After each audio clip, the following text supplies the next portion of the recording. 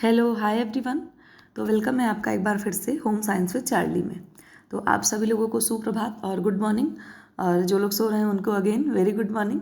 मैं भी सो ही रही थी, लेकिन मैं तो भाई देखो अपने टाइम पे जग चुकी हूँ। तो आप लोग भी जो है अपनी आँखों को थोड़ा सा कष्ट देते हुए जग जाइए और अपने दिन को जो है स्टार्ट कीजिए। तो आज तो भाई ये दशहरा, कुछ लोग तो बिल्कुल भी पढ़ाई के मूड में नहीं होंगे और कुछ लोग तो भाई होंगे ही। बट कोई बात नहीं, अगर आप आज के लिए थोड़ा सा अपने माइंड को चिल रखना चाहते हैं तो कोई बात नहीं। बट ठीक है, अपनी कॉन्टीन्यूटी के लिए आपको 1 घंटे 2 घंटे तो पढ़ाई कर ही लेनी है, ठीक है। अगर कुछ भी नहीं करना है तो एक पेपर ही सॉल्व कर लीजिए। तो ये हमारा प्रैक्टिस सेट नंबर 8 है। इसके पहले हम 6-7 कर चुके हैं, आपने देखा ही है। तो उसको भी आप देख ही सकते हैं, चैनल पे ही है। आज का जो क्वेश्चन है, मतलब आज जो हम वीडियो में ये सब डिस्कस करेंगे जो क्वेश्चंस, ये क्वेश्चन जो है ये प्रीवियस ईयर पेपर हैं, ठीक है। तो और ये यूपी का पेपर नहीं है, बाहर का है। तो आप इसको देखिएगा और इसमें जो है जितने भी आंसर्स बताऊंगी मैं वो सब मेरे अकॉर्डिंग आंसर है, ठीक है। क्योंकि इसके आंसर की अवेलेबल नहीं हो पाए, हालांकि सब सही ही आंसर है। बट अगर एक दो आंसर मतलब जो डाउटफुल हैं उसको मैंने जो है नहीं बताया है, या फिर लेकिन क्वेश्चन मैंने इंक्लूड कर दिया है। तो अगर आप बता पाएँ कहीं से आपको, तो मेरे लिए भी अच्छा होगा और आपके लिए भी अच्छा होगा। तो चलिए बिना, और इसमें जो क्वेश्चंस हैं मुझे लगता है कि नियर अबाउट 80 क्वेश्चंस होंगे, 70 से 80 क्वेश्चन है इसमें। तो चलिए अगेन आप लोगों को गुड मॉर्निंग, नमस्ते सभी को। और उठिए और अपने दिन की शुरुआत कीजिए और अपनी पढ़ाई, या फिर पढ़ाई नहीं, जो भी आपको शुरू करना है शुरू कीजिए। और ये आपको लाइन दिख ही रही होगी, open your mind before your mouth. तो बात बिल्कुल सही है कि अपना जो है दिमाग खुला रखना बहुत ज़रूरी है, ठीक है। और दिमाग को खोल मतलब सॉरी क्या कहते हैं, दिमाग खोलिए, ठीक है। मुंह तो बाद में भी खुल जाएगा, ठीक है। तो कोशिश करनी है हमें कि हमें अपना दिमाग को मतलब अवेयर रखना है। और इस समय तो आपको अपने दिमाग को ही अवेयर रखने की ज़रूरत है, ठीक है। क्योंकि आप क्या हैं, आप तैयारी कर रहे हैं और आपको एक एग्ज़ाम में बैठना है, ठीक है। तो चलिए, आप यही कहेंगे कि मैं हमेशा हर बात में जो है आपको एग्ज़ाम में बैठना है, एग्ज़ाम में बैठना है। भाई आप लोगों को उसमें बैठना है, उसको क्रैक करना है। तो मैं कोशिश करती हूँ कि कुछ चीज़ें मतलब आप लोगों को बार बार कही जाएँ, ठीक है। और बार बार कहेंगे हम, और बार बार आप भी सुनेंगे और आप भी इस चीज़ को फील कीजिए कि आपको एग्ज़ाम में बैठना है और इस एग्ज़ाम को क्रैक करना है और ये जॉब आपको लेनी है। तो डेफिनेटली वो चीज़ होगी आपकी, ठीक है। हम जैसे जैसे पॉजिटिव चीज़ें बोलते हैं या करते हैं या देखते हैं, हमारा माइंड भी उसी तरह से चीज़ों को अडॉप्ट करता है। तो चलिए बिना किसी देर के हम जो है क्वेश्चन की तरफ बढ़ते हैं और फटाफट क्वेश्चन जो है सॉल्व करते हैं, क्योंकि वीडियो भी थोड़ी लंबी होने वाली है। इसमें जो नंबर नहीं दिया हुआ है क्वेश्चन का, तो मैंने डायरेक्ट ऐसे पेपर से लेकर के लगा रखा है, ठीक है। तो आपका फर्स्ट क्वेश्चन है, एक सेकेंड। फर्स्ट क्वेश्चन हमारा, a person who buys goods और services from the market of his use is, ठीक है। कहने का मतलब एक कोई पर्सन वो जो है वस्तुओं और सेवाओं को मार्केट से खरीदता है, तो वो क्या होगा, प्रोड्यूसर, कंज्यूमर, मर्चेंट, शॉपकीपर, ठीक है। तो जाहिर सी बात है शॉपकीपर, आप सामान खरीदते हैं बाहर से, तो हम क्या हुए, हम उपभोक्ता हुए, ठीक है। फिर ये आपका है, ये 81 से कोई मतलब नहीं है, क्वेश्चन है बस खाली। The important difference between a home and house is, तो मतलब जी जो हम बोलते हैं ना कि क्या बोलते हैं, होम और हाउस। अब इसको हिंदी में दोनों में घर ही कहेंगे, लेकिन आपको डिफरेंस समझना है कि होम और हाउस में क्या डिफरेंस है। तो देखिए, फिजिकल, इन्वायरमेंटल, इमोशनल, टर्मिनोलॉजी। तो आपने ये सुना ही होगा कि यूजली हम बोलते हैं कि मकान जो होता है वो ईंट और पत्थरों से बनता है, और जो घर होता है वो जो है ईंट पत्थर के साथ साथ इमोशंस और लोगों के प्यार और व्यवहार से भी बनता है। तो यहाँ पर जो डिफरेंस है दोनों के बीच में, वो आपका इमोशनल डिफरेंस है, ठीक है। क्योंकि घर तो घर ही है, और मतलब होम भी हम कहेंगे और हाउस भी हम कहेंगे, बट जो डिफरेंस है वो इमोशनली डिफरेंस है, ठीक है। इमोशनल, घर को हम कहीं ना कहीं एक इमोशनल वर्ड से जोड़ रखा है मैंने, मतलब हमने, तो हम यहाँ पर इमोशनल डिफरेंसेस में होगा, ओके।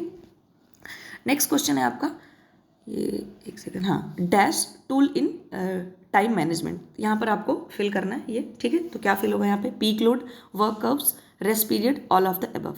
तो यहाँ पर जो होगा ये आपका वर्क कर्व्स होगा, ठीक है। इसको हिंदी में कार्य वक्र बोलते हैं। जो ये वर्क कर्व्स का हिंदी है वो जो है वो कार्य वक्र है, ठीक है। ये टाइम मैनेज मतलब एक टूल है टाइम मैनेजमेंट करने के लिए। फिर नेक्स्ट हमारा, फॉर्म्स आर क्लोजली, ये वाला क्वेश्चन पढ़ रहे हैं। Forms are closely related with, जो फॉर्म्स होते हैं, फॉर्म्स का मतलब रूप, ठीक है। तो रूप या आप एक डिज़ाइन कह सकते हो यहाँ पे, कोई मतलब फॉर्मेशन के लिए, ठीक है। तो क्या मतलब ये क्लोजली किससे रिलेटेड है, सर्कल से, मतलब जो आपका गोला होता है, स्क्वायर आपका रेक्टेंगल, ठीक है, या फिर लाइंस। तो यहाँ पर जो क्लोजली रिलेटेड है वो किससे रिलेटेड है, फॉर्म्स आपका लाइंस। क्योंकि देखिए, हमें कोई भी अगर आकृति बनानी है, कोई भी चीज़ का वो करना है, तो हमें उसके लिए रेखाओं की जरूरत पड़ेगी, ठीक है। अगर आप स्क्वायर भी बना रहे हैं तो आप इस तरह एक रेखा खींचेंगे, फिर आप इधर वाली खींचेंगे, फिर ऐसे करेंगे, इसे करेंगे, तब जा करके आपका स्क्वायर बनेगा, ठीक है। अगर आप ट्राइंगल भी बना रहे हैं तो आप ऐसी रेखा खींचेंगे, फिर ऐसे खींचेंगे, तब जाकर के आपका ट्राइंगल बनेगा। इस वजह से किससे रिलेटेड होगा? लाइन से। नेक्स्ट है balance is the principle of design that produce a feeling of rest and containment, this is set by, ठीक है। तो ये आपका मतलब ये डेफिनेशन दी गई है बैलेंस की। बैलेंस बोले तो संतुलन, जो आपका डिजाइन का सिद्धांत है संतुलन, उसकी डेफिनेशन दी गई है। और ये किसके द्वारा दी गई है? ये आपसे पूछा जा रहा है। तो जो है IBDI हैं आपके, ठीक है। और इसके बाद S सुंदरा राज है, ये एस का मतलब यहाँ पर स्टेला सुंदरा राज है, ठीक है। फिर आपका है क्रैग एंड रश, और इसके बाद है आपका नन। तो इसमें जो हमारा ऑप्शन सही होगा वो आपका स्टेला सुंदर राज, यानी कि S सुंदरा राज के द्वारा ये डेफिनेशन दी गई है। फिर नेक्स्ट है, एक सेकंड में पहले इसको ऑन कर लूँ। हाँ, pick the odd one among the characteristics of resources, ये वाला क्वेश्चन है। तो कहने का मतलब ये जो 4 दे रखे हैं ये रिसोर्सेज की कैरेक्टरिस्टिक दी गई हैं, इसमें से कौन सी इसमें मैच नहीं कर रही। तो बिल्कुल सही बात है, जो हमारे रिसोर्सेज मतलब कि साधन होते हैं वो यूजफुल भी होते हैं, एसेसिबल होते हैं, अनलिमिटेड होते हैं क्या, इसके बाद इंटरचेंजेबल होते हैं, ठीक है। तो इसमें कौन सा नहीं होता है इसके बारे में पूछ रहा है आपसे, ठीक है। ऑड वाली बात हो रही है, यहाँ पर ना लिख करके इन्होंने ऑड लिख दिया है। तो जो हमारे साधन होते हैं वो अनलिमिटेड कहाँ होते हैं, साधन जो होते हैं आपके वो सीमित साधन होते हैं, ठीक है। फिर नेक्स्ट है इधर वाला, environmental noise is a physical barrier, semantic barrier, technical barrier, social barrier. तो इन्वायरमेंटल नॉइज का मतलब जैसे मान लीजिए पर्यावरण है, तो उसमें अगर किसी भी तरह की मतलब क्या बोलते हैं बाधा उत्पन्न हो रही है, तो वो किस तरह का, ये कम्युनिकेशन से लिया गया क्वेश्चन है। तो इसमें जो ये इन्वायरमेंटल नॉइज है वो क्या है, किस तरह का बैरियर है, ये फिजिकल बैरियर है आपका, ठीक है। बहुत ज़्यादा एक्सप्लेन नहीं करूँ क्योंकि नंबर ऑफ क्वेश्चन बहुत ज़्यादा हैं और क्वेश्चन भी ठीक हैं, तो इसमें मुझे उम्मीद है कि आपको समझ आ रहा होगा। जहाँ पे ज़रूरत है वहाँ पे मैं कर रही हूँ। फिर नेक्स्ट है हमारा ये क्वेश्चन, एक second. Resources are less tangible and can not be easily determined, ठीक है। रिसोर्सेज की बात फिर से यहाँ पे हो रही है। तो रिसोर्सेज क्या है, नॉन ह्यूमन है, ह्यूमन और community, all of the above. तो यहाँ पर जो आपका ये फिल इन द ब्लैंक्स भरा जाएगा वो क्या भरा जाएगा, human resources are less tangible, ठीक है। फिर ये वाला क्वेश्चन बी वाला आपका राइट होगा। फिर नेक्स्ट है, is the process of selecting a course of action from a number of alternatives. तो कहने का मतलब यहाँ भी आपको फिल इन द ब्लैंक्स करना है, तो क्या इसमें भरा जाएगा। कहने का मतलब ये है कि क्या बोलते हैं, जो अल्टरनेटिव्स में से एक चीज़ को चूज करके आपको सेलेक्ट करना होता है। ये किस चीज़ में, ऐसी प्रक्रिया किस चीज़ में करी जाती है। तो प्लान मेकिंग, इसके बाद डेलीगेटिंग, मैनेजिंग और डिसीजन मेकिंग। तो इसमें क्या होता है, डिसीजन मेकिंग। जब हम निर्णय प्रक्रिया करते हैं, जब हमें निर्णय लेना होता है, किसी चीज़ का डिसीजन लेना होता है, तो हम क्या करते हैं, सबसे बेस्ट ऑप्शन को, पहले बहुत सारे हमारे पास विकल्प होते हैं, उनमें से हम सबसे बेस्ट ऑप्शन को चूज करते हैं और एक को सेलेक्ट करते हैं। फिर नेक्स्ट है आपका, नेक्स्ट क्वेश्चन है, home management is using what. यहाँ पर भी आपको फिल इन द ब्लैंक्स करना है, what have to get what want, ठीक है। तो यहाँ पर आपका होगा home management is using you have get, मतलब कि आपके पास जो है, ठीक है, have to get what you want, ठीक है। ये सॉरी वी, यहाँ पर वी होगा, सॉरी मैंने फिर से यू बोल दिया। तो यहाँ पर आपका वी होगा और यहाँ पर आपका यू होगा, मतलब फर्स्ट वाला जो होगा वो, यहाँ पर हम यू भरेंगे, यहाँ पर यू, राइटिंग बहुत ही बेकार सी हो रही है, स्क्रीन पे लिखा नहीं जा रहा। तो यहाँ पर आपका home management is using what you have to get what we want, ठीक है। कहने का मतलब होम मैनेजमेंट का क्या है, मतलब एक कि हमारे पास जो है और हम क्या पाना चाहते हैं उसके लिए हम होम मैनेजमेंट में काम करते हैं। फिर है आपका इधर वाला question, task which involve using one's legs is effort. कहने का मतलब है जब कोई भी अपने लेग्स का, मतलब अपने पैरों का इस्तेमाल कर रहा है किसी चीज़ के लिए, किसी टास्क को पूरा करने के लिए, या पैरों को इन्वॉल्व कर रहा है अपने, तो ये कौन सा एफर्ट होगा, विजुअल एफर्ट, विजुअल देखने वाला। फिर भी है आपका टॉर्सल एफर्ट, इसके बाद पैडल एफर्ट और मैनुअल एफर्ट। इसमें जो आपका राइट आंसर होगा वो टॉर्सल एफर्ट होगा, ठीक है, क्योंकि वो अपने पैरों को इस्तेमाल कर रहा है तो वो टॉर्सल एफर्ट में आएगा, ठीक है। फिर नेक्स्ट है आपका कि is the first step in management process. Management के प्रोसेस में कई सारी प्रक्रियाएं होती हैं, स्टेजेस होती हैं, आपको पता ही है। तो सबसे फर्स्ट प्रोसेस इसमें क्या होगा, कंट्रोलिंग, प्लानिंग, ऑर्गेनाइजिंग, इम्प्लीमेंटिंग। बहुत ईजी क्वेश्चन है, ये आपका होगा प्लानिंग, ठीक है। सबसे पहले हम क्या करते हैं, प्लान ही तो करते हैं। फिर इधर है आपका satisfaction derive from all material goods and services are referred as income. कहने का मतलब जितनी भी वस्तुओं और सेवाएं और संतुष्टि हमें प्राप्त होती है, ऐसी इनकम को हम क्या कहते हैं। इनकम आपको पता है 3 तरह की होती है, ठीक है, मनी इनकम और आपकी रियल इनकम और साइकिक इनकम। तो यहाँ पर जो रियल इनकम होती है उसकी बात कर रहे हैं, ठीक है, क्योंकि रियल इनकम में यही तो होता है जो हम पैसों से जो चीज़ हम लेते हैं और सेवाएं हमें प्राप्त होती हैं, उससे जो मतलब सुविधा हमें प्राप्त होती है उसको हम क्या बोलते हैं, वास्तविक बोले तो रियल इनकम। ओके, आप लोग ना इंग्लिश वाली चीज़ें देखो अच्छे से, तो इसमें क्या होता है आपको बिल्कुल कन्फ्यूजन नहीं होगी। अब जैसे ये वाला क्वेश्चन था, satisfaction derive from all goods and material, तो जो रियल इनकम का अगर डायरेक्ट अगर आपको ऑप्शन में इनडायरेक्ट और डायरेक्ट इनकम नहीं दे रखा है, सिर्फ रियल इनकम दे रखा है। और अगर आपने ये वर्ड पकड़ रखा है गुड्स एंड सर्विसेज, तो पक्का आपका वो ऑप्शन रियल इनकम में ही जाएगा, मतलब कि वास्तविक आय। तो आप लोग हिंदी और इंग्लिश दोनों पे थोड़ा सा देखा करो कि जिसमें मतलब अच्छे क्वेश्चन और आपको समझ आ जाए। हिंदी भी लिख रखी है तो आपको अच्छे से देखना है और समझना है उसको। और इंग्लिश में बस क्या होता है कि कीवर्ड्स होते हैं ना, तो वो पकड़ करके आप आराम से अपने क्वेश्चन को बिल्कुल सही कर सकते हैं। चलिए फिर नेक्स्ट है अकॉर्डिंग टू जीन पियाजे, वन सेकेंड, हाँ, अकॉर्डिंग टू जीन पियाजे the cognitive development has following stage. आपको पता है पियाजे की जो है कि पियाजे ने जो है कॉग्निटिव डेवलपमेंट का सिद्धांत दिया था और उनकी जो है थ्योरी में उन्होंने 4 स्टेजेस बताई थी। तो 4 स्टेजेस उसमें से कौन कौन सी थी आपकी, ये देखिए, फंक्शनलिस्ट स्टेज दे रखी इन्होंने, प्री ऑपरेशनल स्टेज, और इसके बाद sensory motor period stage, all of the above. अब मोस्टली हो सकता है आपको लग रहा हो कि इसमें all of the above answer होगा, क्योंकि ये फंक्शनलिस्ट हो सकता है आपको लगे, लेकिन ये फंक्शनलिस्ट न हो करके ना ये फॉर्मल स्टेज होता है, और पोस्ट ऑपरेशनल ना हो करके ये प्री ऑपरेशनल स्टेज होता है। सबसे सी वाला जो दे रखा है यही इनका सही है, सेंसरी मोटर पीरियड स्टेज, ठीक है, जिसको हिंदी में इंद्रिय कामक अवस्था बोलते हैं। और आपको ये बात भी पता ही होगी कि जो सेंसरी मोटर स्टेज है इसमें इसके अंदर 6 जो है सब स्टेजेस भी हैं, ठीक है, जिसमें बच्चा जो है अपनी इंद्रियों से सीखता है, ठीक है। फिर इधर क्वेश्चन आपका next, the realistic part of our personality that helps us to gratify your basic needs in various ways. अब यहाँ पर ये फ्रॉयड का क्वेश्चन है, जिन्होंने साइको एनालिटिकल थ्योरी दी थी, ठीक है। फ्रॉयड का क्वेश्चन में आपने देखा है, मतलब पता होगा आपको, ईद ईगो सुपर ईगो की बात करते हो, ठीक है, तो वहीं से ये क्वेश्चन आपका लिया गया है। तो ये जो इन्होंने बताया है इसको पूछना, इसमें कौन सा सही होगा, ईद ईगो सुपर ईगो, इसके बाद डी डाइपल कॉम्प्लेक्स, ठीक है।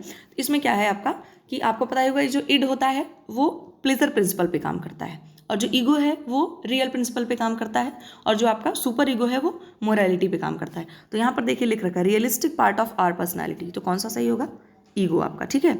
और अगर यहाँ पे प्लेजर पार्ट लिखा होता तो हमारा ईद आंसर सही होता, मोरालिटी पार्ट ऑफ लिखा होता तो ये वापस सुपर ईगो आंसर सही होता, ओके। फिर नेक्स्ट है LED is short form of, यहाँ फुल फॉर्म पूछा जा रहा है कि LED का फुल फॉर्म क्या है। इसमें जो सही है मैं वही आपको बता दे रही हूँ, टाइम ज़्यादा नहीं लेना। इसमें आपका जो सही होगा आंसर सी होगा, लैंग्वेज एक्विजिशन डिवाइस। मैं आपको बता दूँ ये लैंग्वेज एक्विजिशन डिवाइस का जो टर्म था ये इन्होंने दिया था नॉम चॉम्स्की ने, जिन्होंने लैंग्वेज डेवलपमेंट का सिद्धांत दिया था। तो इन्होंने ये बताया था इस सिद्धांत में हमने, ये जो LED है, इन्होंने इस LED को एक इंस्ट्रूमेंट माना, और उन्होंने ये माना कि बच्चा जो है मतलब जब पैदा होता है तो उसके अंदर ये जन्मजात एक क्षमता होती है, उसके अंदर मतलब एक लैंग्वेज एक्विजिशन डिवाइस होती है, बच्चे के अंदर एक क्षमता है, और उससे बच्चा कोई भी लैंग्वेज सीख सकता है टाइम के हिसाब से।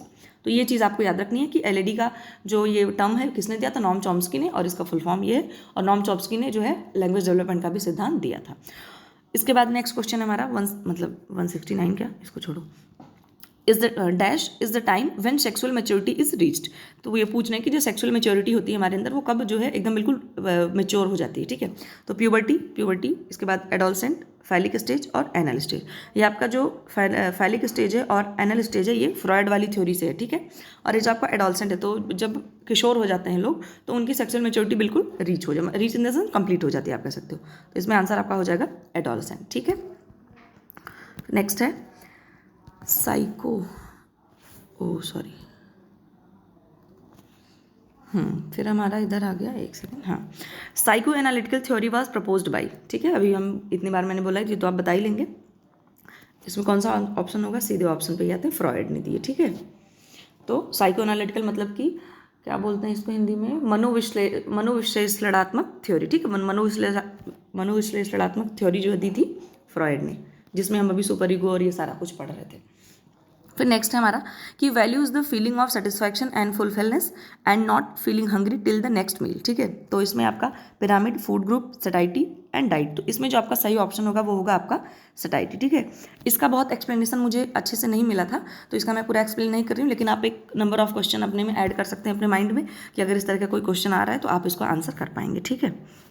फिर नेक्स्ट है टू मेक एक्सक्यूजेस और giving acceptable reasons instead of real ones is called. कहने का मतलब यहाँ पर ये आपका डिफेंस मैकेनिज्म का क्वेश्चन है, जो फ्रॉयड ने डिफेंस मैकेनिज्म दिए थे ना 11 या फिर 8 8 दिए थे आई थिंक, तो उसमें से दे रखा है कि डिफेंस मैकेनिज्म का मतलब आप मतलब अपना खुद का बचाव करते हैं तरह तरह की चीज़ें देख करके, बहाना करके या लोगों को, सामने वाले को बेवकूफ़ बना के, मतलब तरह तरह की चीज़ें। तो इसमें ये पूछ रहा है कि आप एक्सक्यूजेस बनाएं और इसके बाद एक्सेप्ट भी करें, रीज़न जो है रीज़न भी आप दें कि नहीं ऐसा था तो इस वजह से ऐसा हो गया, ठीक है। तो इसमें जो आपका क्या होगा, इस अलग अलग टर्म दिए उन्होंने, तो ये तो दे रखा है सोशलाइजेशन, ये तो होगा नहीं, फिर आपका रेशनलाइजेशन, फिर आपका कंस्ट्रक्शन, फिर आपका नन। तो इसमें जो ऑप्शन आपका सही होगा वो होगा रेशनलाइजेशन, ओके। फिर है इधर का question, sour grape reaction is antonym of. Sour grape मतलब अंगूर खट्टे हैं, सॉरी एक सेकेंड, तो ये इसमें दे रखा है कि अंगूर खट्टे हैं, तो इसका भी सोशलाइजेशन, कंस्ट्रक्टिव प्ले और रेशनलाइजेशन, सब्लिमेशन, ठीक है। तो इसमें भी आपका जो ऑप्शन होगा वो रेशनलाइजेशन ही सही होगा, ठीक है। सब्लिमेशन में ये होता है, सब्लिमेशन का मतलब जैसे मान लीजिए आपके अंदर कोई बहुत क्षमता है, ठीक है, मान लीजिए आप बहुत अच्छा गाना गाते हैं, तो और आपको कोई इजाज़त नहीं दे रहा गाना गाने के लिए, मान लीजिए आप स्टेज परफॉर्म कर सकते हैं, आप अच्छा गा सकते हैं, उसमें करियर बना सकते हैं, बट आपको नहीं गाने दिया जा रहा है कि नहीं नहीं तुम गा नहीं सकते, तुम्हें इसमें करियर नहीं बनाना है, तो आप क्या करो, आप धीरे धीरे लिखना शुरू कर दो। लिख करके, कहने का मतलब आपके अंदर जो एक डिज़ायर है, आपके अंदर जो एक मतलब टैलेंट है कह सकते हो, उसको आप जहाँ पर आप दिखाना चाहते हैं वहाँ पर आप ना दिखा पाएँ तो आप उसको दूसरी जगह पर आप उसको दिखाएं, तो वो चीज़ होती है सब्लिमेशन, ठीक है। मतलब अपनी एक एनर्जी उठा करके आप कहीं और पे लगा दो, ठीक। इसका बेस्ट एग्जांपल होता है जैसे मान लीजिए कोई ऑफिस में कभी कभी होता है, लोग फ्रस्ट्रेट होते हैं और किसी से लड़ाई हुई या बहस हुई, तो घर आने के बाद घर वालों ने कुछ अगर जरा सा कुछ कह दिया तो वो उस पर चीख देते हैं, ठीक है। तो इस वजह से ऐसा मतलब एग्जाम्पल के लिए है। इसके बाद नेक्स्ट है कि आपका नेक्स्ट क्या है, नेक्स्ट क्वेश्चन है हमारा, dash when children grow and become more interested in their genitals, ठीक है। तो ये जेनाइटल स्टेज होती है जो उनकी फ्रॉइड की दी हुई है, उससे रिलेटेड क्वेश्चन है। तो इसमें आपका पूछ रहे हैं कि जब बच्चा मतलब ग्रो करता है और कब वो अपने जेनाइटल जो पार्ट्स होते हैं उनमें इंटरेस्ट लेने लगता है। तो आपकी ओरल स्टेज है तो सबसे फर्स्ट स्टेज बच्चा छोटा होता है, एनल स्टेज में भी छोटा होता है, फैलिक स्टेज भी आपकी जो है ये 3 to 6 ईयर्स होती है, और इसके बाद इसी आपके जो फैलिक स्टेज को जो एरिक्सन है उनकी जो आई थिंक इंडस्ट्री वर्सेस एक उनकी स्टेज है उससे रिलेट किया गया है। मतलब फ्रॉइड की जो 3rd स्टेज है और जो एरिक एरिक्सन की वो इंडस्ट्री बनाम कुछ है, सामने वाला याद नहीं आ रहा, तो उनको मतलब रिलेट किया गया है। तो इसमें आपका जो सही ऑप्शन होगा वो कौन सा होगा, लेटेंसी पीरियड, ठीक है। लेटेंसी पीरियड में जब बच्चा होता है आपका 6 से मतलब लेटर चाइल्डहुड कह सकते हो आप, तो उसमें बच्चा जो है अपने जो उनके जेनाइटल्स होते हैं उनमें वो इंटरेस्ट लेने लग जाता है, ठीक है। तो ये क्वेश्चन है, muscles tissues makeup % of infants weight at birth. इस क्वेश्चन में मुझे थोड़ी सी कन्फ्यूजन हो रखी क्योंकि इसमें क्लियर बिल्कुल मुझे नहीं समझ आया, समझ क्या मतलब, तो ये इसमें थोड़ा सा कन्फ्यूजन, इसलिए मैं इसका आंसर नहीं बता रही हूँ। आपको पता है तो आप बताएंगे, बट इसमें सी और डी का ही कोई आंसर होगा, ठीक है। तो इसमें आप लोग देख लेना और मुझे भी बताना, मुझे इसमें कन्फ्यूजन होगी, बिल्कुल ही मुझे याद नहीं आ रहा कि इसका आंसर होगा क्या, ठीक है। तो चलिए फिर नेक्स्ट है हमारा, इनएडिक्वेट supply of oxygen during at birth process is, ठीक है। तो कहने का मतलब है जब प्रेगनेंसी के टाइम, सॉरी प्रेगनेंसी नहीं, बर्थ के टाइम ऑक्सीजन प्रॉपर नहीं मिल पाता है तो उसको क्या बोला जाता है, एनोक्सिया, अल्ट्रासाउंड, एमनियोसेंटेसिस, फेटोस्कोपी। तो इसमें फिटोस्कोपी, तो इसमें आपका आंसर जो होगा वो होगा एनोक्सिया, ठीक है। जब प्रॉपर ऑक्सीजन नहीं मिल पाएगा बर्थ के समय तो उसको हम बोलते हैं एनोक्सिया। फिर नेक्स्ट है आपका, a process of change which is relatively independent of experiences. मतलब आप अपने एक्सपीरियंस पे, अपने खुद के अनुभव पे अगर आपके व्यवहार में या आपके जीवन में कुछ बदलाव आ रहा है तो वो चीज़ क्या है, लर्निंग है, मैच्योरिटी है, कॉग्निटिव डेवलपमेंट है, मोटर डेवलपमेंट है। तो ये आपका क्या है, ये सीखना है, लर्निंग है, ठीक है, और कुछ नहीं है। एक सेकेंड, फिर नेक्स्ट क्वेश्चन है हमारा कि ये इसमें कुछ क्वेश्चन हिंदी के भी हैं, हिंदी वाले खुश हो जाएंगे। बच्चे के जन्म के बाद पहले 2-3 दिनों में गाढ़ा पीला द्रव उत्पन्न होता है, उसे कहते हैं, इससे आसान क्वेश्चन तो हो ही नहीं सकता, कोलोस्टम है आपका, ठीक है। फिर नेक्स्ट है, यह बच्चे के द्रव आहार को अर्ध ठोस एवं ठोस आहार में परिवर्तित करने की प्रक्रिया है, परिवर्तनशील, भरण, गाल्पिंग, दूध छुड़ाई। तो इसमें आप देखो टर्म देखो क्या दे रखा है कि बच्चे के द्रव आहार को, मतलब कि बच्चा जब लिक्विड चीज़ें खा रहा है, ठीक है, उसके बाद से उसको अर्ध ठोस, मतलब कुछ जैसे मान लीजिए बच्चा पहले दूध पीता है, पानी पीता है, दाल का पानी पीता है, फलों का जूस पीता है, इसके बाद हम उसको क्या करते हैं कि उसको हम कभी खिचड़ी बना रहे हैं और खिचड़ी को मिक्सी में ग्राइंड कर दे रहे हैं, तो वो क्या हो गया, जो है सेमी सॉलिड हो गया, ठीक है। इसके बाद सबसे लास्ट में ठोस आहार जैसे हम आप खाते हैं तो उसमें बच्चे को आप रोटी भी दे रहे हो, गला करके कैसे भी करके दे रहे हो, तो उन सब चीज़ों में जो ये स्टेप बाय स्टेप परिवर्तन हो रहा है, इस प्रक्रिया को हम क्या बोलते हैं, इस प्रक्रिया को हम बोलते हैं गाल्पिंग। क्या बोलते हैं, गाल्पिंग, ठीक है। याद रखिएगा, बहुत अच्छा क्वेश्चन मुझे लगा ये, ठीक है। अच्छा, फिर दूसरा है आपका कि dash study aims at deep and detail study of the unit. तो इसमें कहने का मतलब है कौन सी ऐसी स्टडी है जो बिल्कुल डिटेल करी जाती है और किसी एक यूनिट के लिए की जाती है, मतलब किसी एक चीज़ पे ही गहराई से अध्ययन किया जाता है। तो आपका पैनल है, इवोल्यूशनरी है, केस है, कंपेरेटिव है। तो इसमें आपका जो आंसर सही होगा वो होगा केस। जो केस स्टडी होती है वो किसी एक चीज़ को ही लेकर के उसमें पर्टिकुलर काफ़ी डिटेल तरीके से उसमें अध्ययन किया जाता है, ठीक है, जो केस स्टडी होती है आपकी। फिर नेक्स्ट है मैं बताती हूँ, हाँ, स्लाइडिंग और slipping of weft yarns over warp yarns of vice versa is, ठीक है। कहने का मतलब जो जो वार्प एंड वेफ्ट में ताना और बाना के जो धागे होते हैं, तो वो जो एक दूसरे के ऊपर स्लाइडिंग और स्लिपेज होती है उसको क्या बोलते हैं, ठीक है। तो hand feel, yarn slippage, weaving, none, ये स्लिपेज से आप पकड़ ही लिए होंगे कि इसको बोलते हैं धागा फिसलन या फिर यार्न स्लिपेज। तो इधर का क्वेश्चन है, yarn stitch is done by heat setting, the first nylon stitch yarn was. कहने का मतलब है कि सबसे फर्स्ट स्टिच नायलॉन का जो कपड़ा मतलब धागा था वो क्या है। तो आपका देखिए विंटुक है, हेलान का है, बाइलोस्ट है, नन है। तो इसमें जो आपका सबसे फर्स्ट स्टिच यार्न था वो क्या था, हेलान का है, ठीक है, हेलान का, याद रखिएगा इसको, अच्छा क्वेश्चन है। द पीरियड ऑफ इन्फेंसी, ये भी बहुत, ये सब बच्चे क्वेश्चन है। The period of infancy last from, कहने का मतलब है कि पीरियड ऑफ इन्फेंसी जो है वो कहाँ से कब तक शुरू होती है, ठीक है। तो ये आपको पता ही होगा 2 weeks to 2 years, ठीक है, 2 weeks to 2 years। 2 weeks बोले तो 15 दिन से लेकर के कब तक, 2 साल तक, ठीक है। अच्छा, फिर दूसरा है हमारा, कहाँ गया, हाँ, period of ohm last from, ठीक है, जो पीरियड ऑफ ओम होता है वो कितने दिन तक चलता है, ठीक है। तो ये आपका होता है 0 to 2 weeks, मतलब जब से वो क्या कहते हैं फर्टिलाइजेशन के बाद से 15 दिन तक आपका पीरियड ऑफ ओम चलता है, ओके। वीक्स दे रखा है इसमें, तो आप 15 दिन भी हो सकता है। चलिए फिर नेक्स्ट क्वेश्चन है हमारा, motor control proceeds from head region to the leg region. ये क्वेश्चन टीजीटी में आया था। इसमें आप देख पा रहे होंगे कि इतने क्वेश्चन थे जो टीजीटी में आए थे। अभी डिफेंस मैकेनिज्म वाला भी आया था पिछली बार और बहुत सारा आया ही था। तो चलिए, कहने का मतलब motor control proceed from head region to the leg region, ठीक है। तो जब आपका हेड टू टो चलता है वो क्या बोलते हैं, डेवलपमेंट जब हेड टू टो होता है तो उसको क्या बोलते हैं, सफेलोकॉर्डल लॉ, प्रॉक्सिमोडिस्टल लॉ और डेवलपमेंट लॉ, नन। इसमें जो आपका होगा हेड जहाँ पे भी आ जाए, हेड जैसे आप देखो कि हेड लिखा हुआ है उसमें, मतलब देख लेना है आपको, तो हेड टू टो की तरफ से अगर आपका हो रहा है हेड टू लेग की रीजन, ठीक है, आपका ऑप्शन होगा सफेलोकॉर्डल, ठीक है। सफेलोकॉर्डल आपको याद रखना है। इसको आप लोग, मेरी रिक्वेस्ट है कि आप लोग इसको हिंदी में मत पढ़िए, इतना भयंकर है, मस्त कादोमुखी, तो वो आप बड़ा कंफ्यूज हो जाएंगे। तो इसलिए आपको जो है इंग्लिश में ही पढ़ लो, सफेलोकॉर्डल और प्रॉक्सिमोडिस्टल, 2 ही चीज़ है, इतना कोई टफ नहीं है, ठीक है। फिर नेक्स्ट है, fetus is covered with a white oil greasy layer called as, ठीक है।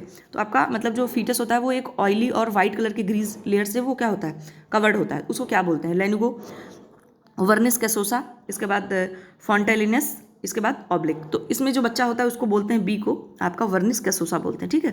ये एक वाइट कलर का वही होता है जिसमें बच्चा बिल्कुल लिपटा होता है, तो उसको ये वर्निस कैसोसा बोलते हैं। नेक्स्ट है, एक सेकेंड, हाँ, stopping of menstruation is the first indication of pregnancy is. कहने का मतलब जब प्रेग्नेंट कोई होता है तो उसके जब मेंस्ट्रुएशन बंद हो जाते हैं तो उस इंडिकेशन को हम लोग क्या बोलते हैं, उसको बोलते हैं मिनार्की नहीं बोलते, मिनार्की तो जब आपका फर्स्ट टाइम पीरियड स्टार्ट होता है तो उसको हम लोग मिनार्की बोलते हैं। मिसकैरेज भी नहीं होगा। फैटिक मतलब आपकी थकान, जिसमें आपका डी ऑप्शन होगा एमनोरिया। ये एक टर्म है, एमनोरिया का मतलब ये है कि जब पीरियड्स बंद होते हैं, और ये यूजुअली भी यूज़ किया जाता है। जैसे मान लीजिए किसी सॉरी कि यूजुअली क्या होता है कि आपके जैसे किसी के पीरियड्स अगर बीच में 2-3 महीने तक बिल्कुल ही बंद हो गए हैं तो उसके लिए भी ये टर्म यूज़ किया जाता है, एमनोरिया बोलते हैं इसको। फिर नेक्स्ट क्वेश्चन है हमारा, the babies buttocks and legs come out first in child birth is referred as. ये क्वेश्चन आपका अभी टीजीटी 2021 में आया था, टीजीटी 2021 में ये क्वेश्चन सीधे आ रखा था कि मतलब जब ये बर्थ से रिलेटेड क्वेश्चन है, टाइप ऑफ बर्थ। तो जब बच्चे का बर्थ होता है, जन्म होता है उसका, तो जो उसके पैर और बटोक्स हैं वो पहले आते हैं और सर जबकि बाद में आता है, ठीक है। तो ऐसे बर्थ को हम लोग क्या बोलते हैं, इस बर्थ के का क्या नाम दे रखा है, इंस्ट्रूमेंटल बर्थ और प्रेसिपिटेट बर्थ और इसके बाद सीजेरियन सेक्शन और ब्रीच बर्थ। तो इसको बोलते हैं हम लोग ब्रीच बर्थ बोलते हैं, ठीक है। ये आवाज़ आई होगी आपको अभी बहुत अचानक से, टेबल मेरे पैर से खिसक गया तो इसके लिए माइंड नहीं करेगा कोई, बहुत ज़ोर से आवाज़ आई। चलो फिर नेक्स्ट है हमारा, the duration of pregnancy is also known as period. तो क्या होगा, कौन सा मतलब प्रेगनेंसी को और किसी नाम से जानते हैं, ठीक है। हार्मोनल, ऑफ स्प्रिंग, जेस्टेशन और वेरिएशन। तो इसको जो जानते हैं जेस्टेशन, ठीक है, जेस्टेशन पीरियड भी कहते हैं। और प्रेगनेंसी में ही आपका जो है जेस्टेशनल डायबिटीज़ भी कहा जाता है। क्यों, क्योंकि इसको जेस्टेशन भी बोलते हैं तो इसलिए उसको जेस्टेशनल डायबिटीज़ बोल देते हैं। इसके बाद नेक्स्ट क्वेश्चन है, आइसोमनिया रेफर्स टू, जो आइसोमनिया है वो क्या है, स्लीपलेसनेस, रेस्टलेसनेस, टेस्टलेसनेस या फिर सेंसलेसनेस। तो निद्रा होती है इसमें, स्लीप, नींद जो है इंसान को बिल्कुल या तो आती नहीं या तो नींद से इंसान बड़ा डिस्टर्ब हो जाता है, इसको आइसोमनिया बोलते हैं। फिर नेक्स्ट है फुल फॉर्म ऑफ बीएमआर। ये भी तो आप लोग ये भी तो आप लोग आराम से कर ले जाएंगे। बीएमआर का फुल फॉर्म पूछना, बताइए, इतना बच्चा क्वेश्चन।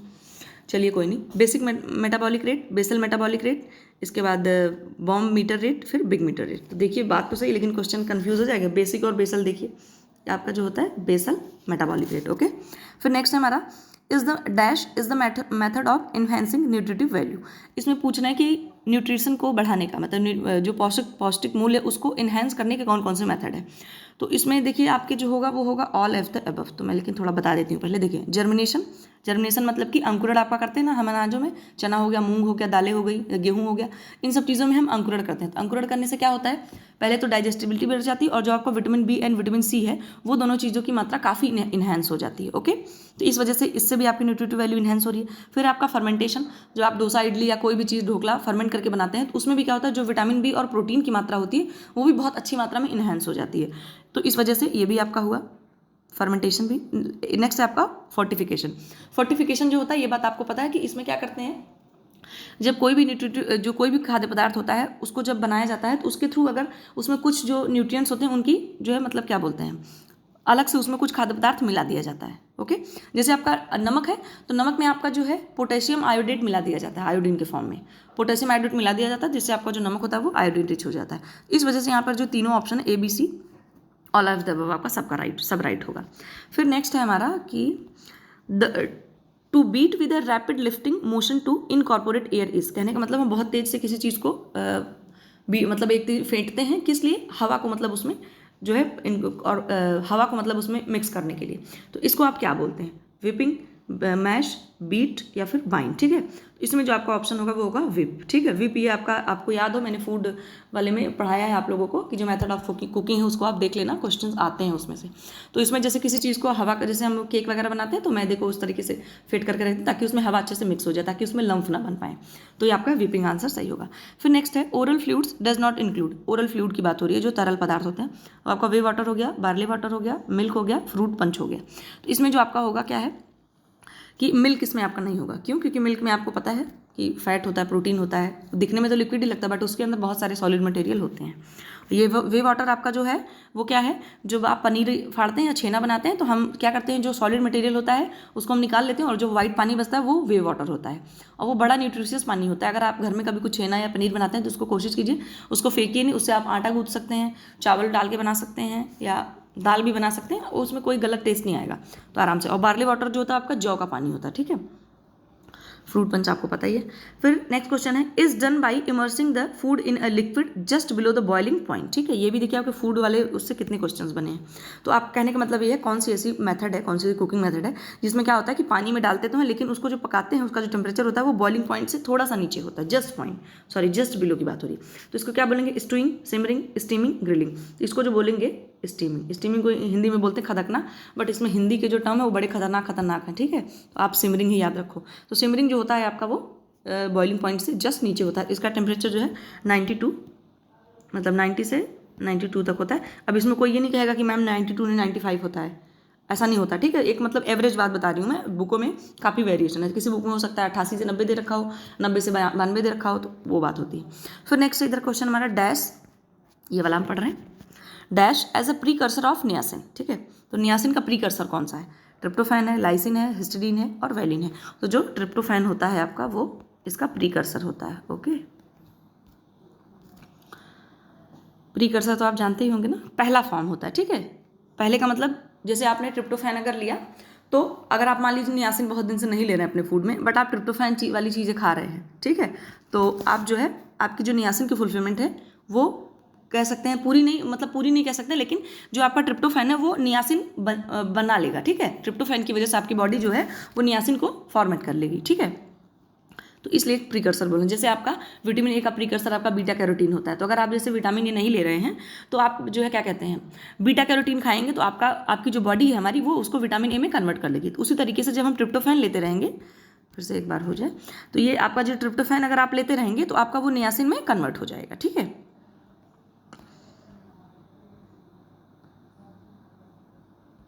नेक्स्ट क्वेश्चन हमारा dash is an eco friendly method of cooking.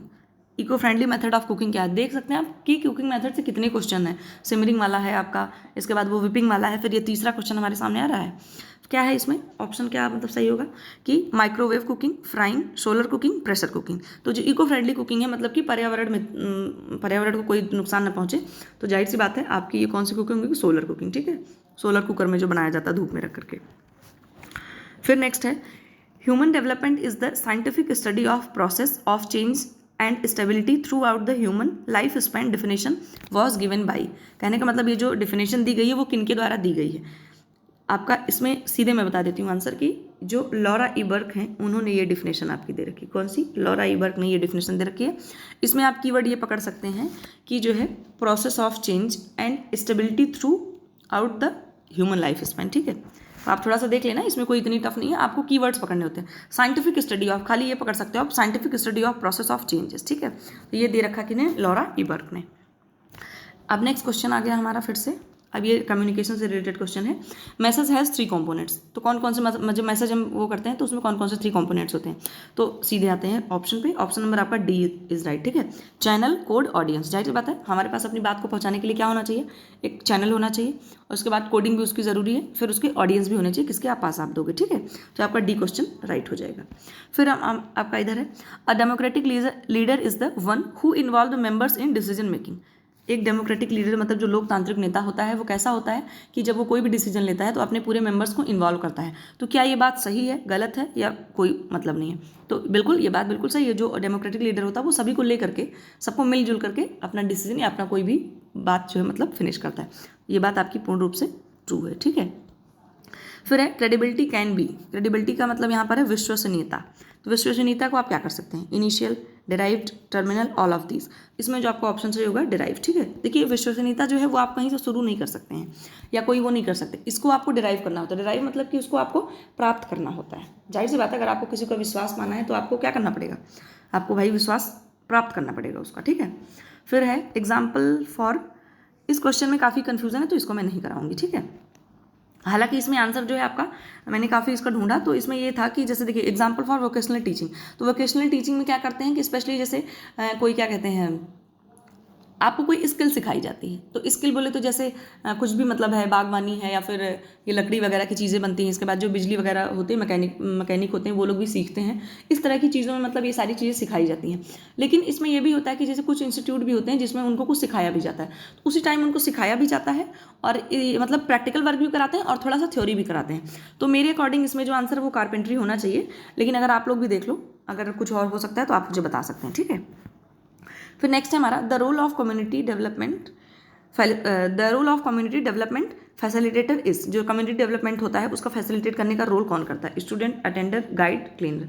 तो जो गाइड होते हैं हमारे, ठीक है, फैसिलिटेट करते हैं, वो क्या करते हैं मतलब चीज़ों को कम्युनिटी डेवलपमेंट में जो रोल होता है उनका फैसिलिटेटर का होता है, तो वो एक तरीके से सलाहकार होते हैं। ठीक है, फिर नेक्स्ट है हमारा कि dash is the powerful medium of communication. Radio, handset, transistor, television. तो बिल्कुल आप बता सकते हैं जो टेलीविजन है आपका वो सबसे अच्छा है इसमें, क्योंकि हम इसमें वीडियो भी देख सकते हैं, ऑडियो भी देख सकते हैं, पिक्चर भी दिखा सकते हैं, सब कुछ कर सकते हैं। ओके, नेक्स्ट है the methods adopted for community development are. कहने का मतलब है कि ये जो मेथड दिए गए हैं वो कम्युनिटी डेवलपमेंट के लिए कौन कौन से हैं? Extension, community organisations, programmes. तो इसमें आपका जो होगा वो ऑल ऑफ द एबव होगा। ठीक है, क्योंकि हम प्रोग्राम्स भी करते हैं, कम्युनिटी में कुछ और जो ऑर्गेनाइजेशन होते हैं उससे भी हम कुछ जो है क्या मतलब चीज़ें करवाते हैं कम्युनिटी डेवलपमेंट के लिए, और एक्सटेंशन प्रोग्राम्स भी होते हैं उनको भी हम करवाते ही हैं। फिर नेक्स्ट है आपका dash chart is in shape of circles and use to show how several parts make up the whole. ठीक है, कहने का मतलब यहाँ पर चार्ट की बात हो रही है। तो कौन सा चार्ट ऐसा होता है जिसमें सर्कल क्रिएट करके उसमें चीज़ों को दर्शाया जाता है कि इतने पार्ट में ये होगा, इतने पार्ट में ये होगा। यहाँ पर ये होता है आपका पाई चार्ट। क्या चार्ट होता है? Pie chart. इस तरीके से होता है, आपने देखा होगा, मान लीजिए सर्कल बना लिया, फिर इतने में हमने कर लिया कि ये इसमें जो है गर्ल्स हैं, इतने में हमने बना लिया कि इसमें ये बॉयज़ हैं, और इतने में हमने बना लिया इसमें बोथ हैं। ठीक है, बोथ हैं आपके। इस तरीके से पाई चार्ट का वो होता है, डिस्ट्रीब्यूशन करते हैं चीज़ों में। ये ब्लैंक रह गई। चलिए, फिर है हमारा अब नेक्स्ट क्वेश्चन आपका दालों से रिलेटेड है और फूड साइंस से भी रिलेटेड है। देखिए, तो ये है leucine is an essential amino acid, non essential amino acid, lipids, carbohydrate. तो आपका ल्यूसिन क्या है? आपका ल्यूसिन हो गया, लाइसिन हो गया, आइसोल्यूसिन हो गया, और क्या कहते हैं, वैलिन हो गया। तो ये सारे जो है आपके ये एसेंशियल अमाइनो एसिड ही होते हैं। ठीक है, फिर नेक्स्ट है आपका Bitot's spot is the deficiency of. Bitot spot जो होता है आपका वो किसकी कमी से होता है? Vitamin D, vitamin C, vitamin B, vitamin A. तो आपको ये पता है कि चाहे नाइट ब्लाइंडनेस हो, चाहे आपका कॉर्नियल जीरोसिस हो, जीरोफ्थैल्मिया हो, कैरेटोमलेशिया हो, इसके बाद नेक्टोपिया हो, और क्या कहते हैं, और कैरेटोमलेशिया हो, या बाइटॉट स्पॉट जो हम पढ़ रहे हैं, ये सारे जो होते हैं ये विटामिन ए की कमी से होने वाली डिजीज़ हैं। लेकिन मैं आपको बता दूं ये अलग अलग डिजीज़ नहीं है, ये सारे स्टेप बाय स्टेप, जब आँख में मतलब बीमारी शुरू होती है तो ये सारी चीज़ें स्टेप बाय स्टेप होती हैं। पहले आपका नाइट ब्लाइंडनेस होगा, फिर थोड़ा सा कॉर्नियल क्या बोलते हैं, कॉर्नियल स्कार होगा, मतलब जो कॉर्निया होती है वो थोड़ी सी उसको डैमेज होगी, फिर आपका बाइटॉट स्पॉट होगा। तो ये स्टेप बाय स्टेप है, तो इसमें कोई भी टर्म उठा करके कभी पूछ लेते हैं तो ये आपका हो जाएगा vitamin A. Okay, vitamin A की कमी से जो आपकी आँख होती है उसमें वाइट वाइट कलर के धब्बे पड़ जाते हैं। फिर नेक्स्ट है हमारा phrynoderma is a deficiency disease of. जो फाइनोडर्मा है वो किसकी कमी से होने वाली डिजीज है? Essential amino acid, essential fatty acid, vitamin E, carbohydrate. तो जो आपका फाइनोडर्मा है ये आपका एसेंशियल फैटी एसिड की कमी से होने वाली बीमारी है। ठीक है, अब अगर यहाँ पर फैट लिखा होता तब भी हम आंसर लगा सकते थे, तो आपको समझ के एक आंसर लगाना है कि भाई फैट से हमें एसेंशियल अमाइनो एसिड मिलता है, ठीक है, सॉरी फैटी एसिड मिलता है, एसेंशियल फैटी एसिड, आवश्यक वशीय अम्ल। तो यहाँ पर आंसर जो आपका सही होगा वो होगा बी। ठीक है, फिर है thiamine deficiency leads to a disease called, मतलब थायमिन की कमी से कौन सी बीमारी होती है? Beri, pellagra, anaemia, scurvy. तो आपका जो बेरी है विटामिन B1 जिसको हम थायमिन बोलते हैं उसकी वजह से आपका बेरी रोग होता है, और पेलाग्रा आपका विटामिन D3 यानी कि नियासिन से होता है, एनीमिया आपका जो है क्या कहते हैं आयरन की कमी से होता है, और स्कर्वी आपका विटामिन सी की कमी से। ओके, फिर नेक्स्ट है, सॉरी ये क्वेश्चन दोबारा से रिपीट हो गया, सॉरी। चलिए नेक्स्ट, फिर हमारा दूसरा क्वेश्चन है, ये सब बहुत इजी क्वेश्चन है, आप लोग फटाफट कर लेंगे। Examples for fat soluble vitamin are riboflavin आपका क्या है? Vitamin B2। फिर विटामिन सी है, ये भी आपको पता है, विटामिन सी का रासायनिक नाम क्या है? Ascorbic acid. फिर आपका विटामिन ADE ठीक है, फिर डी है आपका नियासिन, तो नियासिन आपका क्या है? Vitamin D3। ठीक है, इसमें आपको पता ही होगा ADE ठीक है, जो ADE है आपका ये फैट सोल्यूबल ग्रुप के विटामिन है। ओके, फिर नेक्स्ट है हमारा dash rich sources of vitamin C. इसको तो कोई भी कर लेगा, amla, guava, lime juice, all of the above. ठीक है, तो इसमें मुझे लगता है कि देखिए जो रिच सोर्स की बात हो रही थी यहाँ पर आपका होगा आंवला। ठीक है, इसके बाद है the gross energy value of fat is dash kilo calorie gram. ठीक है, मतलब कि 1 ग्राम फैट में कितने किलो कैलोरी एनर्जी जो है हमें प्राप्त होती है, उसकी वैल्यू क्या है? तो आपका है, देखिए सीधे ऑप्शन पे आते हैं 9.45। ठीक है, याद रखिएगा, एग्जाम में पूछ सकते हैं। ऐसे तो हम यूजली क्या जानते हैं? NaCl। ठीक है, तो ये आपका होगा 9.45। फिर नेक्स्ट है ये 36 हटाओ, कैबेज एंड कॉलीफ्लावर कंटेन्स गाइट्रोजेंस। जो कॉलीफ्लावर मतलब फूल गोभी और पत्ता गोभी होती है, क्या उसमें गाइट्रोजेंस होते हैं? ये बात सही है या गलत है? ये बात जो आपकी पूरी तरीके से सच होती है। इसीलिए जो गाइट्रोजेंस होते हैं वो कुछ ऐसे अनडिजायरेबल सब्सटेंस होते हैं जिसकी वजह से वो उसको डाइजेस्ट होने में या फिर उसको थोड़ा सा उसमें गैसेस कुछ मतलब उसको खाने से गैस वगैरह फॉर्मेशन का, एसिडिटी वगैरह का थोड़ा सा प्रॉब्लम होता है, तो वो इसीलिए होता है क्योंकि उसमें कुछ गाइट्रोजेंस और कुछ ऐसे कंटेंट पाए जाते हैं। तो ये बात हमारी पूरी तरीके से ट्रू है। अब आपका नेक्स्ट क्वेश्चन है, एक second, this combines with iron to produce haemoglobin in the body. कहने का मतलब है हीमोग्लोबिन जो होता है, आयरन जो होता है वो हीमोग्लोबिन प्रोड्यूस करने के लिए किस चीज़ के साथ कंबाइन हो जाता है? Zinc, sulphur, sodium, copper. तो आपका जो जिंक होता सॉरी आयरन होता है वो किसके साथ हो जाता है? वो आपका कॉपर के साथ मिल जाता है और हीमोग्लोबिन प्रोड्यूस करता है। ये जब मैंने सैटरडे शॉर्ट्स कराया था तो उसमें मैंने आपको बताया था। ठीक है, कि मतलब आयरन जो होता है वो कॉपर के साथ हो जाता है और इंसुलिन हार्मोन जो होता है वो जिंक के साथ ऐड हो जाता है, तो इंसुलिन हार्मोन बनाता है। इस तरीके की चीज़ें छोटी छोटी हैं। चलिए, फिर है carotene in the body changes into vitamin A in the. कहने का मतलब है जो भी मैंने पढ़ा ना कि बीटा कैरोटीन, तो यही पूछ रहे हैं कि जो कैरोटीन है वो बॉडी में हमारे विटामिन ए में चेंज हो जाता है, पर कहाँ पे चेंज होता है? पैनक्रियाज में, लीवर में, गाल ब्लैडर में, इंटेस्टाइन में। ये भी बहुत आसान क्वेश्चन है। लीवर में, लीवर बेचारा हमारा बहुत काम करता है, कहता है आओ सब लोग हमारे पास आओ, हम सबको चेंज करेंगे। ठीक है, विटामिन ए का भी वो करता है, और उसके बाद क्या बोलते हैं, इतनी सारी चीज़ों का वो संग्रह भी करता है, आपका ग्लूकोज को ग्लाइकोजन के फॉर्म में चेंज रखता है, फिर ग्लाइकोजन को तोड़ करके एनर्जी भी देता है, फैटी एसिड को भी रखता है अपने पास, अमाइनो एसिड का भी संग्रह करता है, बाइल जूस भी बनाता है, बेचारा बहुत काम करता है, एकदम जिम्मेदार है। हाँ, एक पॉइंट मुझे और याद आया, तो ये बात आपको पता है कि लीवर आपकी सबसे जो है बड़ी ग्लैंड होती है आपकी पूरी बॉडी में, बड़ा ऑर्गन है आपका। इसी के साथ जो है एक क्वेश्चन ये भी बनता है कि आपके शरीर में जो अंग है, तो मतलब कौन सा अंग आपके शरीर में सबसे ज़्यादा एनर्जी चाहता है या सबसे ज़्यादा एनर्जी कंज्यूम करता है? तो जो आपका लीवर है उसको उसके फंक्शनिंग में बहुत ज़्यादा एनर्जी की ज़रूरत होती है। आपके बॉडी में जितने भी पार्ट्स हैं सबसे ज़्यादा एनर्जी आपका लीवर ही लेता है। ओके, देखिए ग्लाइकोजन वाला क्वेश्चन है तो यहाँ सामने, glycogen is stored in the liver and muscles, kidney and teeth, carbohydrate and lipids और ऑल ऑफ द एबव। इसमें जो आंसर होगा lipids and muscles. Sorry, liver and muscles. तो जो ग्लाइकोजन होता है वो लीवर में, पहले तो आपके लीवर में स्टोर होता है, जब लीवर बेचारा फुल हो जाता है तो वो धीरे धीरे भेजने लगता है, भाई मसल्स अब ले जाओ तुम, थोड़ा अपने पास स्टोर करो। धीरे धीरे हमारी चर्बी बढ़ने लगती है ना, तो इस तरीके से होता है, मसल्स में जाकर के स्टोर होता है। और फिर जब मसल्स भी भर जाती है तब जाकर के आपको जो है हमें पता चलता है कि वो डायबिटीज़ हो गया, भाई उसके पास जगह ही नहीं, कहाँ बेचारा ग्लूकोज को बचा करके रखे। चलिए, तो ये भी आपका बहुत आसान क्वेश्चन है। विस्कस रेयॉन डैश से बनाते हैं, कताई, आर्द्र कताई, शुष्क कताई, उपर्युक्त सभी। तो उसको हम लोग वेट वीविंग, वो क्या वेट स्पिनिंग करते हैं ना, लिक्विड रहता है उसको स्पिन रेट में डालते हैं, स्पिन रेट के छेदों से निकल करके उसमें धागे बनते हैं, तो इसको बोलेंगे हम वेट कताई। वेट कताई मतलब कि आपका ये आर्द्र कताई, ठीक है, ये वाला वेट। चलो, फिर नेक्स्ट है SPI है, SPI पूछ रहे हैं, SPI का फुल फॉर्म। SPI का फुल फॉर्म क्या है?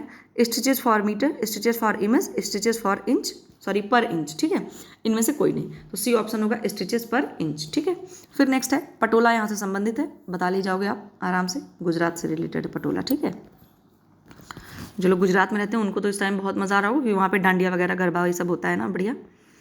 किसी ऊपरी तल के स्पर्श और दिखावट को कहते हैं, मतलब जो हम किसी भी चीज़ का जो छूते हैं और देखने में वो कैसा फील होता है उसको क्या कहते हैं? पोत, आकार, रंग, लाइन। तो इसको क्या बोलते हैं? पोत बोलते हैं। पोत मतलब टेक्सचर, ठीक है, छू करके हम देख लेते हैं सॉफ्ट है कि रफ है कि बहुत हार्ड है कि कैसा है, ठीक है। फिर है the thick yellowish liquid produce for the, sorry यही जो क्वेश्चन हमने कैल से वो कोलेस्ट्रॉल वाला पढ़ा था और गाल्पिंग वाला पढ़ा था, ये गाल्पिंग की आप लोग स्पेलिंग देख लो।